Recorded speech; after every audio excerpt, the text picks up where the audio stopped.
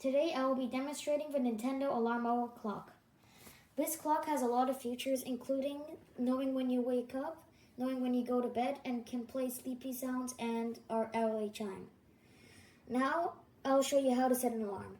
First, you press the top button, go to the set alarm menu and choose an alarm sound. I'll, for example, choose one from Super Mario Odyssey. Then you can choose out of 4 modes, which are steady mode, moderate mode, gentle mode, and button mode. Button mode is when you press the button to stop the alarm, and the other 3 modes are when you have to get out of bed to stop the alarm.